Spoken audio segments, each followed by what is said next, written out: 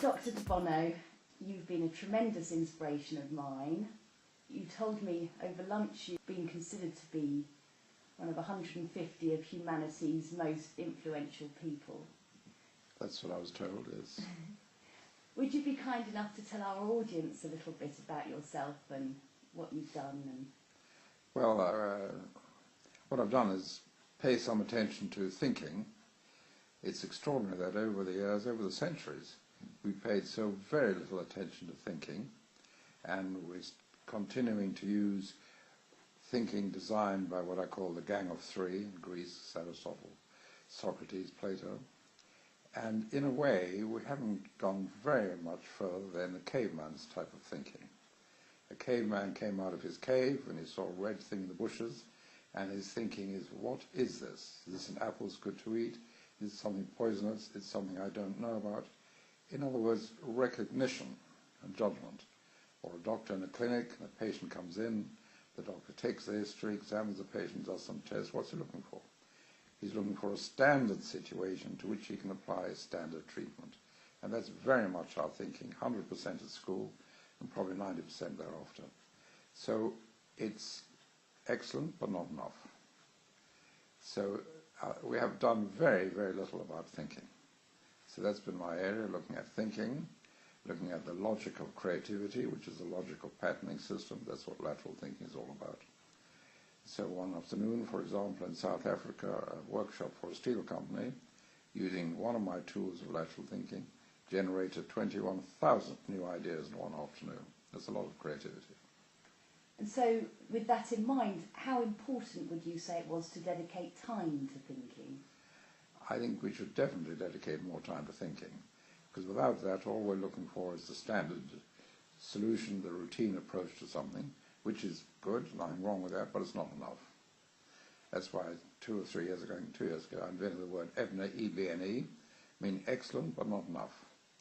Now, the reason we have needed that word for 2,500 years, but never designed it, is that if we're looking only at truth, then you can't be more true than the truth. But if you're looking at any sort of action, something may be good, but not good enough. Because arguably our thinking has supported us quite well till now. Our thinking is exactly that. It's excellent, but not enough. Yes. And you coined both the terms parallel thinking and lateral thinking. Yes. Lateral thinking comes from really looking at patterning systems and moving across patterns to reach a new point. And parallel thinking means where people involved in a group are thinking at any moment in the same direction, not against each other, parallel. And the 6 hats is the way of doing that. And does that improve collaboration, or what are the benefits? It not only improves collaboration, it makes meetings very much shorter. I think J.P. Morgan found it reduced their meetings to 1/10 using the 6 hats. Juries in New York using the 6 hats reach unanimous decisions very quickly. The judges were so impressed that I'm told in at least 3 states now the judge can order that the juries use 6 hats. And why does this parallel thinking method work? I mean, is our critical thinking not good enough? Or? No, critical thinking is negative, essentially. It's about attack, it's about ego, and you don't really develop any new ideas. There's no design, you don't develop better ideas. So it's very, very limited. As a way of exploring a subject, it's extremely limited, and it's amazing that we've been satisfied with it for 2,400 years. We've got stuck accepting it as opposed to challenging it. Because there was nothing else instead, you see. So. And so lots of what you talk about provokes us into thinking about thinking. Well, we need to think about thinking because we've done so little about it. For instance, if you say to someone, what is the most significant behavior of the human brain, not many people will give you the right answer, which is humor.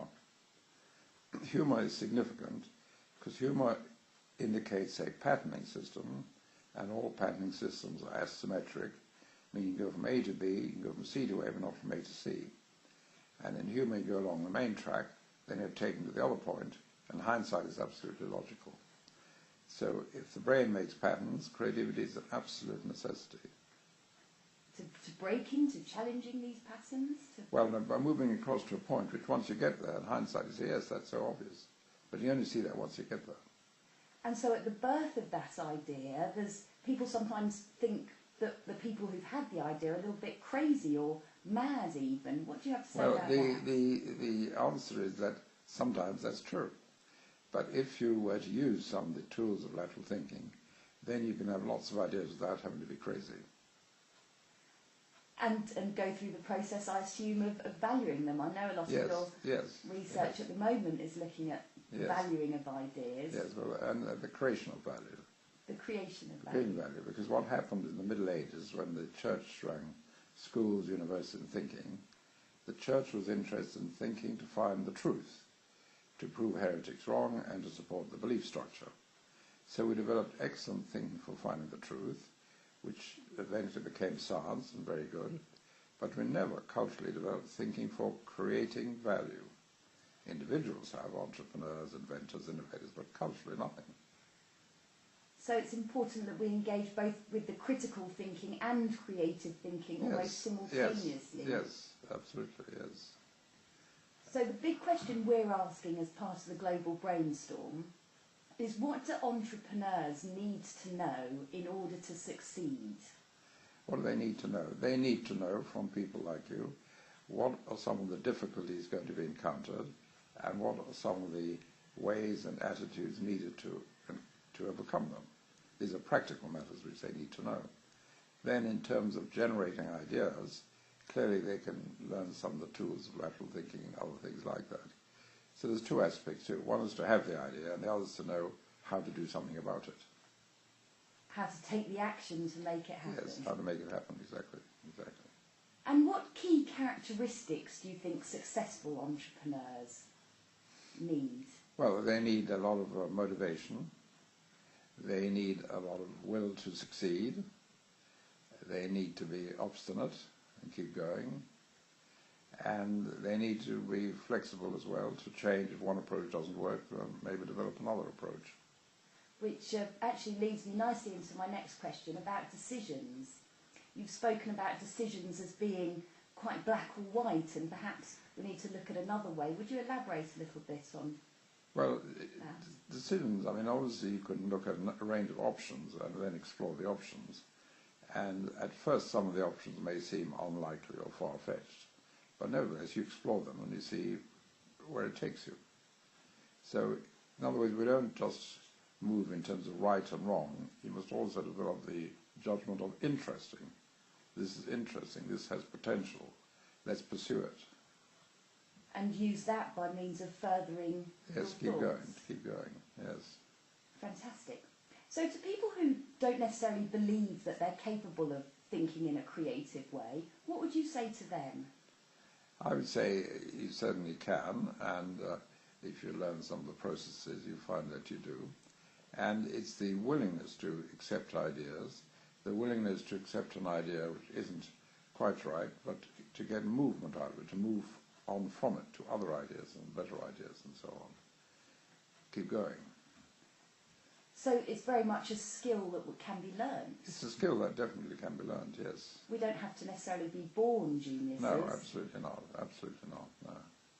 I remember, I think I told you before the story of this man, a businessman who picked up one of my books when a plane stopped at an airport. He said he kept it in his briefcase for 30 years or 33 years. He said at that time he had $3 in his pocket, and today he has $3 billion in his pocket, and he said that's 80% due to your book. So that's someone who obviously used these things. Now, to be fair, I think what may have happened with someone like that is that he was inclined to think that way, and reading my book gave him confidence that this was perfectly okay. And how can we use these skills to collaborate better with each other? Well, to obviously explore options, ways of collaborating, different points to collaborate, and so on, yes. Points which are not necessarily competitive against each other, yes. And if we were to look at finding a competitive edge in an increasingly competitive economy, or starting a new business in such a climate, do such skills support? Well, either you do what other people are doing in a better way or a cheaper way, or you do what other people are doing with added value. Those are the two options, really. I believe not enough time is spent thinking. Enough time is spent problem solving and trying to find out what the routine way of doing something is, not saying, well, how can we do this differently? Because a lot of adequate ideas are adequate, but if you challenge them, you can turn up a much better idea. And hopefully that's what we'll be doing with the Global Brainstorm today. Hopefully, yes. Do you have any words of wisdom or advice to anyone who's sat here right now, perhaps feeling a little bit unsure about entering into a thinking process they've not engaged with before, or well, I think to be very sensitive to value and to have an idea and perceive some value in it, and then develop that idea, move on from it, and develop it into something practical. Fantastic. Is there a question I perhaps haven't asked you that you would like to have been asked? No, I think it's a matter of keeping going, having confidence and keeping going, and trying different things. If one thing doesn't work, try another. Thank you very much, Dr. Thank you. Bono.